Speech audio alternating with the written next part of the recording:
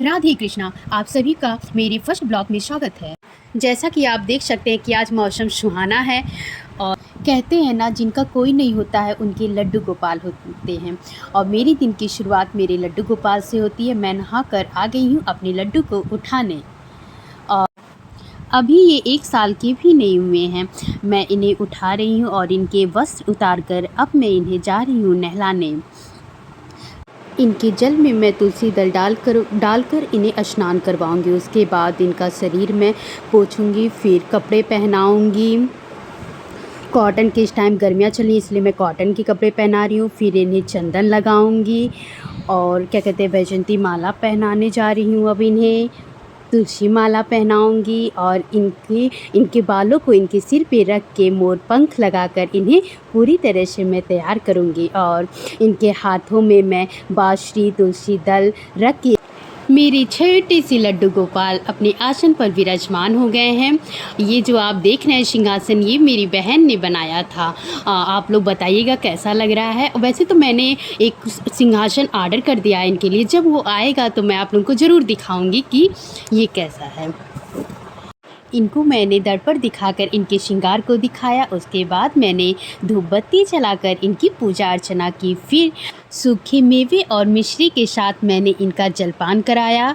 और अब मैं जा रही हूँ खाना बनाने बिना लहसुन प्याज के, क्योंकि लड्डू गोपाल के भोजन में लहसुन प्याज नहीं पड़ता है। तो इसलिए अब खाना बना के लाती हूँ, फिर इन्हें खिलाना मैं शुरू करूँगी।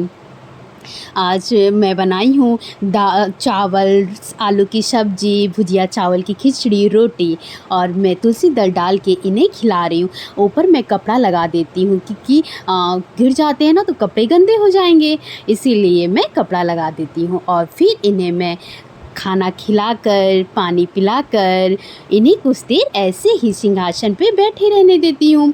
फिर आऊँगी कुछ देर बाद इन्हें सुलाने, क्योंकि 12 बजे तक बच्चों को सुलाया जाता है, ऐसा कहा जाता है।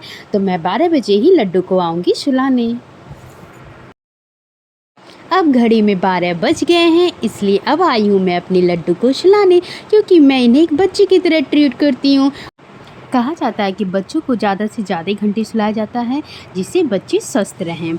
अब मैं अपने लड्डू को, शाम के 4 बज चुके हैं, अब मैं अपने लड्डू को जा रही हूँ उठाने और उठा के उनका मुंह धुलकर अब मैं उन्हें जलपान कराने जा रही हूँ।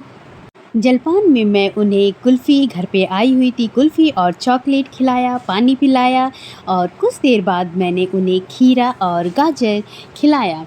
अब कुछ देर बैठी हूँ, फिर मैं उन्हें छत पर ले गई, थोड़ा सा घुमाया फिराया, क्योंकि मौसम अच्छा था, ठंडी ठंडी हवाएं चल रही थी इसीलिए। पर इस चीज़ को मैंने रिकॉर्ड नहीं किया। ये देखिए मेरी दीदी का बच्चा है कैसे कुल्फ़ी को खा रहा है। उसको कुल्फ़ी बहुत पसंद है। कुल्फ़ी हुई, आइसक्रीम हुई, ये सब चीज़ें वो ज़्यादा खाता है।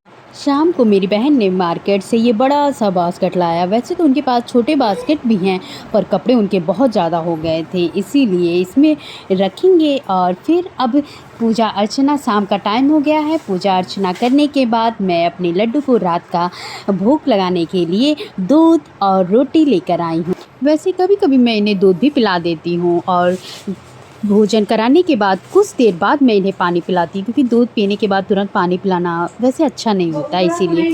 फिर मैं रात को सोने की तैयारी करती हूँ और इनके मुंह को धुलकर इनके सारे माला, बांसुरी और क्या कहते हैं, सारे तुलसी दल हटा के फिर इन्हें मैं सुलाने जा रही हूँ।